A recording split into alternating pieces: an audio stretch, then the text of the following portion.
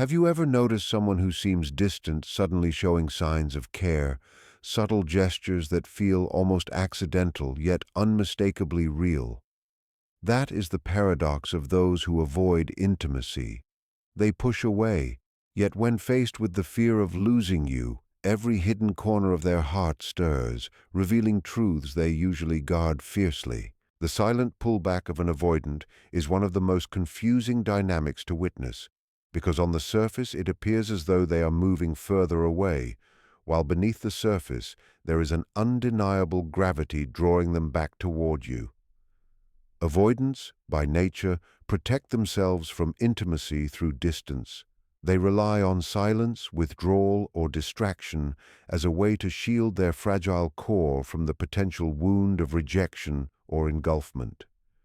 Yet when the fear of losing someone they value begins to haunt them, the very strategy that once protected them becomes the very arena where their hidden attachment reveals itself. The retreat no longer functions as indifference, but becomes a strange form of silent pursuit. In their stillness, you can almost feel the tension that they themselves cannot admit. They do not want to vanish. They want to be noticed in their absence.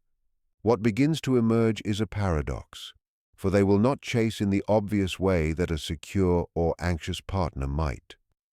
Instead, their chase takes the form of lingering presences, quiet watchfulness, and unspoken signals. They might start appearing in places where you are, not by accident, but by unconscious pull. They may initiate small contact that seems insignificant, such as a message about something trivial, yet that act carries the weight of their unarticulated desire to remain tethered. To the outside observer, this could look like inconsistency or mixed signals, but in truth, it is the language of someone whose fear has overridden their detachment, yet who does not know how to express this shift openly. The silent pursuit often reveals itself in subtle shifts of energy. They may retreat, but not completely. They may watch, but not confront. They may wait, but not surrender. Their silence is not pure abandonment. It is charged with the question of whether you will notice their absence, whether you will bridge the gap, whether you will care enough to pull them back. In this way, their withdrawal is both a defense and a test.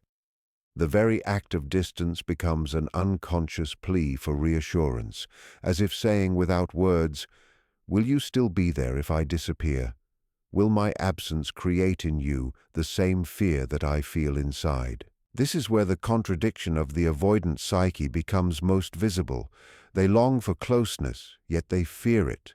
They step back to preserve themselves, yet they step back in such a way that their presence is never truly gone. They will not declare their need, but their avoidance is laced with longing, like an unfinished sentence that waits for the other to complete. And when the fear of losing you deepens, this longing intensifies into subtle pursuits. They might take longer to let go of a conversation, linger in your orbit, or send signs that appear almost accidental.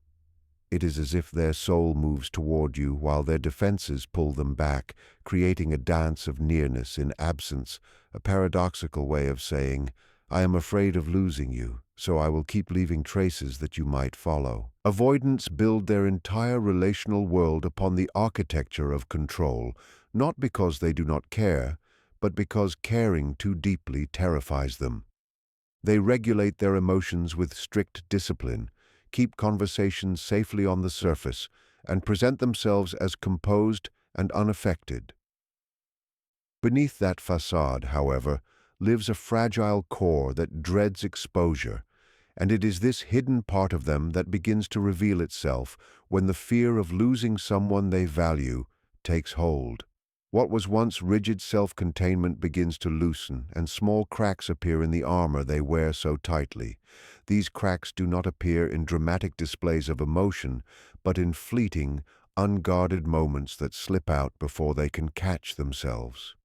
An accidental confession, a sigh that carries more weight than intended, or a quiet glance that lingers too long can reveal more about their heart than words ever could. The fear of losing someone important destabilizes the delicate balance they try to maintain between closeness and distance.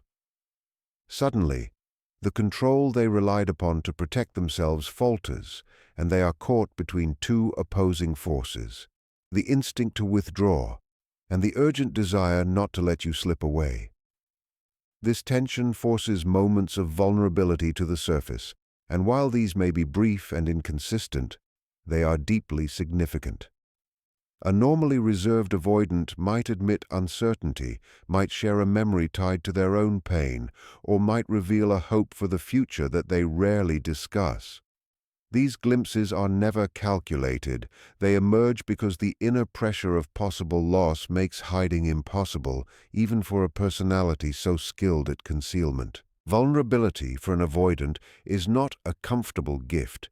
It is a leak, something that escapes against their will. Yet those who are attentive can recognize it as the most authentic part of them. When they voice a worry, when they hesitate and allow silence to hang between words, when they expose even a fragment of dependence, it is a sign that the fear of losing you has broken through the defenses they usually guard so fiercely. The paradox here is that what they fear most, being seen, being known, is also the very act they perform when they sense someone slipping from their grasp. Control begins to crumble not in grand gestures, but in small deviations from their usual behavior. The perfectly maintained exterior may soften, their words may become less calculated, their expressions more transparent. They might apologize where once they would have remained silent, or they might reach out first rather than waiting in the comfort of distance. These moments are fragile, easily dismissed or overlooked. Yet they are the rare indicators of the struggle they are waging internally. The fear of losing someone they secretly treasure makes them risk the very thing they have always avoided, letting another person glimpse the unguarded self beneath the mask. In those cracks of vulnerability, you see the truth that their detachment was never absence of feeling, but an armor built around a heart that has always longed to be safe. Jealousy within an avoidant rarely appears as the obvious storm of accusations or dramatic confrontations that one might expect from a more openly expressive personality. Instead, it manifests as a quiet shadow that slips into their tone, their body language, and their silences. They have spent their lives cultivating the belief that they do not need anyone, that attachment is dangerous, that independence is the highest form of safety. Yet when the thought of losing you to another person creeps into their mind, that carefully guarded independence is shaken by an instinct they cannot control. The avoidant may not name their jealousy, but it begins to leak out in disguised ways. A simple question about who you spent time with, asked casually, may in fact carry a depth of urgency. Their disapproval might be masked as indifference, but there is a tension in their words that betrays the truth. They fear someone else will take the place they have struggled to hold at a distance. Jealousy unsettles them because it exposes the contradiction of their inner world. On one hand, they insist upon emotional distance. On the other, they cannot tolerate the thought of you being emotionally close to someone else. The possibility of losing you awakens a possessiveness they would never openly claim. They may not articulate it, but their actions shift. They might check in more frequently, or their silence might grow heavier as they brood over the imagined rival. Their questions may become pointed, subtle challenges to confirm your loyalty. The avoidant does not easily speak the words, "I am afraid of losing you," but the undercurrent of jealousy is their unspoken admission of that fear. This jealousy often appears in contrasts. Where they once seemed unaffected by your choices, they suddenly become curious about the details. Where they once dismissed the idea of needing closeness, they seem unusually unsettled by the thought of your attention moving elsewhere. This contradiction is not hypocrisy, but a revelation. They care more deeply than they allow themselves to admit. and the fear of losing you tears open the boundary between indifference and attachment.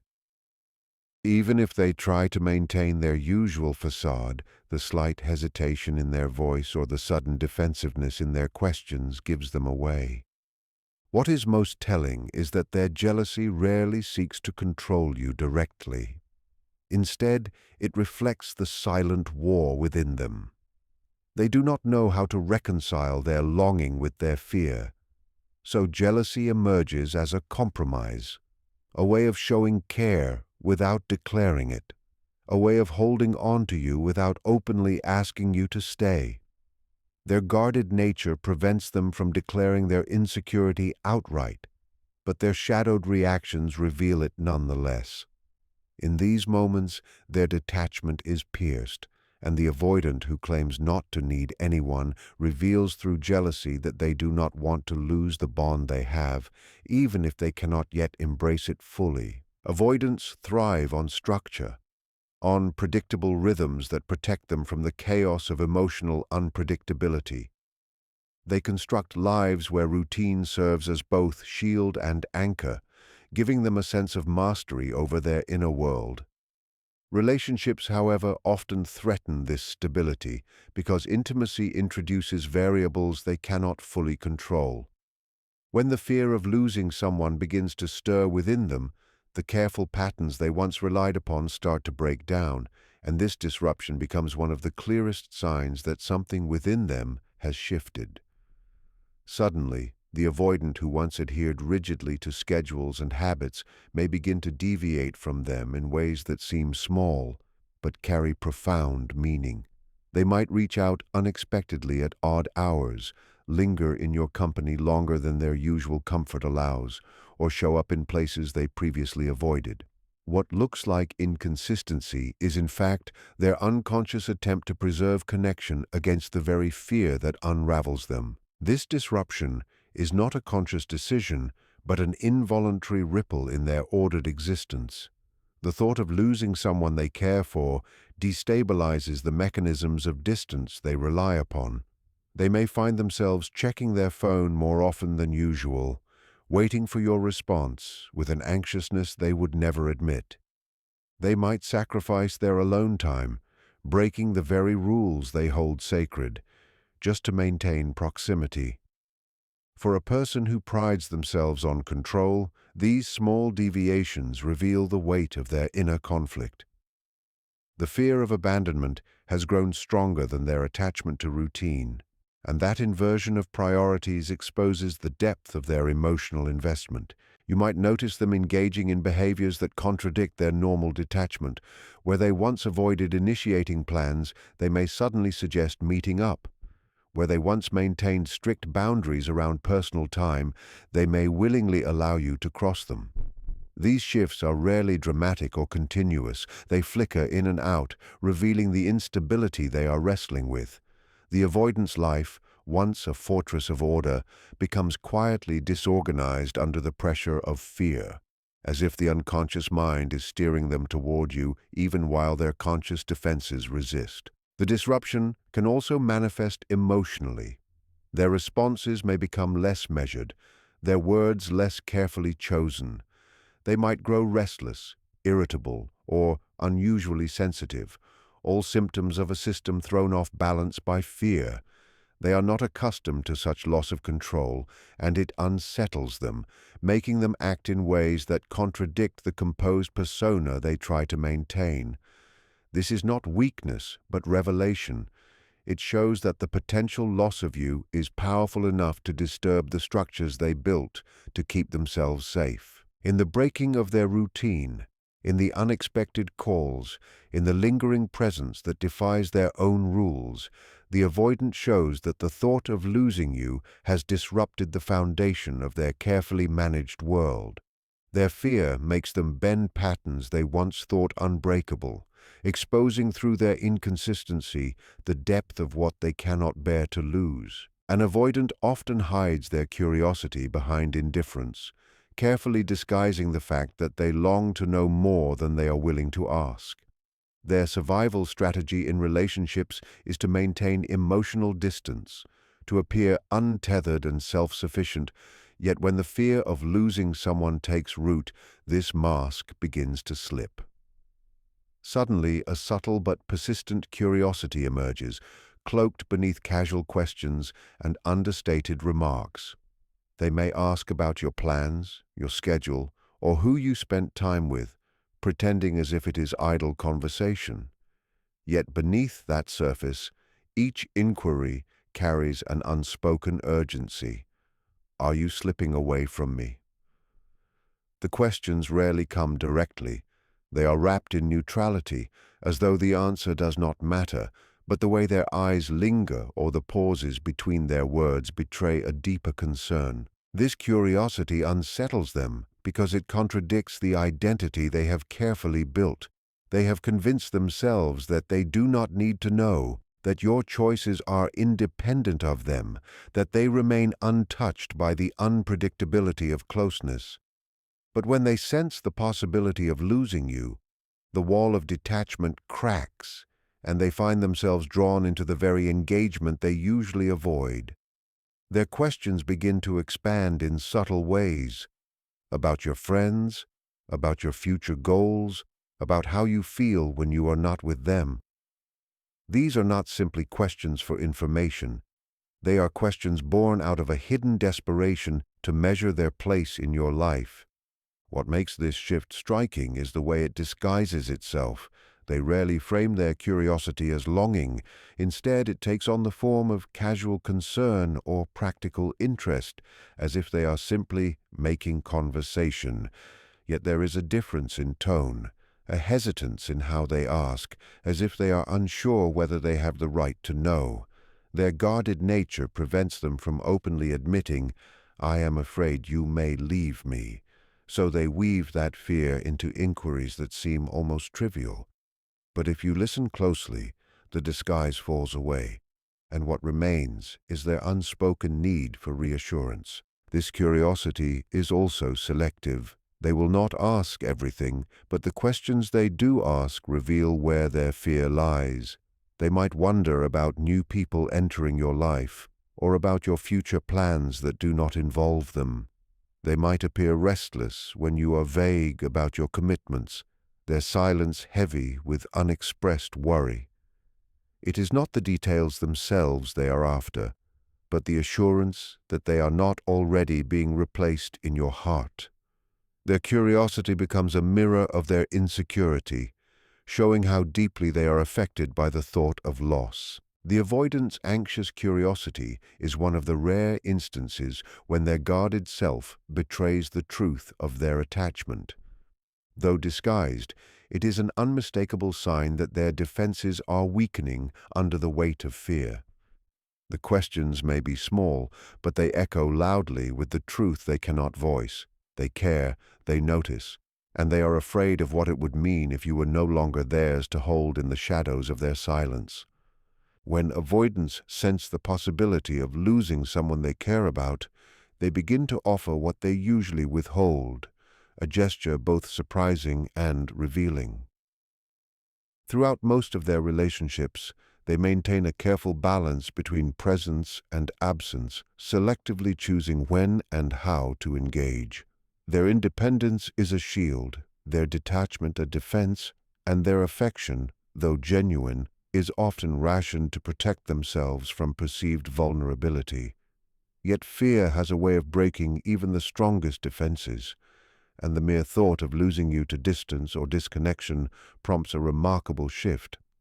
Suddenly they start to give what they have long withheld: attention, affection, small sacrifices of personal freedom, and these offerings, though awkward or uneven, carry immense significance. Each act is a testament to the depth of their emotional investment, a symbolic admission that they cannot bear to let go. These gestures rarely arrive as grand declarations of love or unreserved vulnerability. Avoidants are not equipped to surrender entirely, and even in moments of fear, their offerings are measured, tentative, and sometimes clumsy. A previously absent message now appears unexpectedly, a lingering look stays a little too long, or a normally private thought is shared with a surprising openness. To an observer, these actions may seem inconsistent or even confusing, but to those attuned to their inner world, they are profound indicators of an emotional upheaval occurring beneath the surface. The act of giving what they usually withhold represents a conscious or unconscious acknowledgement that the fear of loss outweighs the need for emotional self-protection. It is as if the very structure of their avoidance is bending under pressure, exposing a heart that they have long worked to conceal. The pattern of these offerings often reflects a delicate negotiation between desire and fear. Avoidants struggle to remain themselves while simultaneously attempting to secure your presence. In doing so, they may compromise small aspects of their independence. A spontaneous change in routine, an unexpected willingness to meet your needs, or a rare moment of vulnerability in which they allow their emotions to be visible. These acts are rarely sustained, for the fear of overexposure remains strong, yet their very occurrence signals the inner conflict that drives them. Each gesture is a bridge built over the chasm of their detachment, a tentative step toward intimacy that contradicts the walls they have carefully constructed over time. What makes this behavior especially significant is that it is not performed out of obligation or manipulation, though it may appear that way externally. It is an instinctive response to the threat of loss, a subconscious acknowledgement of what they value but struggle to articulate. Even in their awkwardness, there is honesty. They may stumble over words, misjudge timing, or withdraw just as quickly after offering closeness, but the intent remains, to communicate without declaring outright that they fear losing you. These subtle sacrifices, small attentions, and fleeting moments of warmth are their way of saying what they cannot otherwise express, that your presence matters, that they are willing to risk discomfort to preserve it. In observing these actions, one sees the paradox of the avoidant heart. A person trained to keep love at arm's length who, when faced with the possibility of its disappearance, instinctively bends toward it. Their offerings, though uneven, are a reflection of the profound tension between autonomy and attachment, between the need to protect themselves and the fear of losing a connection that has touched the core of their being. The fear of losing you exposes the depth of their feelings in a language without words, a silent testament to the fact that even the most guarded hearts can be moved by the prospect of loss. Ultimately, when avoidants begin to give what they usually withhold, it is a signal of both their fear and their attachment. These gestures, small, tentative, and sometimes flawed, are profound acts of courage within the framework of their inner world. They reveal that beneath the careful distance, beneath the self-protective routines, there lies a capacity for care and devotion that fear alone cannot suppress. Each offering becomes a mirror to their inner struggle, a visible trace of the invisible fight between fear of vulnerability and the human need for connection. The avoidant in these moments shows that the threat of loss can awaken a generosity of spirit previously hidden, a willingness to lean into connection, however briefly, in the hope of holding what they most fear to lose. The avoidant's fear of losing someone they care for is a silent, powerful force that reshapes their very way of being. It disrupts the carefully maintained routines that give them comfort, loosens the walls of control they rely on, and stirs emotions they usually keep at bay. In their silent pullback there is a paradoxical pursuit. In their guarded curiosity, a quiet longing. In their restrained jealousy, an unspoken acknowledgement of attachment. Each subtle gesture, each small sacrifice, and every moment of vulnerability is a signal that beneath the exterior of detachment lies a heart profoundly affected by connection. They may not openly declare their fear, nor articulate the depth of their attachment, but their actions speak with a clarity words often fail to capture. The tension between their desire for independence and the instinctive need to hold on to you creates a dance that is complex, sometimes confusing, yet always revealing. Through unexpected contact, subtle attentiveness, or fleeting vulnerability, they communicate the very essence of what they fear losing. They give what they once withheld, reach beyond the boundaries they set for themselves, and allow their hidden emotional world to surface in ways both tentative and profound. Recognizing these signs is not about labeling behavior or seeking explanations for inconsistency. It is about understanding that fear, even when unspoken, is a powerful motivator that can drive someone who appears detached into gestures of care, presence, and connection. The avoidance actions, though subtle and often enigmatic, are deeply human. They reflect a struggle between self-preservation and the longing to belong, between the impulse to withdraw and the fear of abandonment.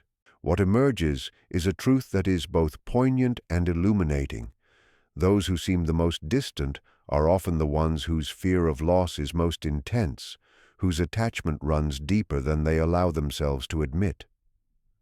Their avoidance is not absence of feeling, but a defense against it, and when that defense is threatened, the inner currents of longing, fear, and care become impossible to conceal. To witness this is to understand that even the most guarded hearts have their cracks, and in those cracks, the essence of love, fear, and vulnerability quietly, unmistakably shines through.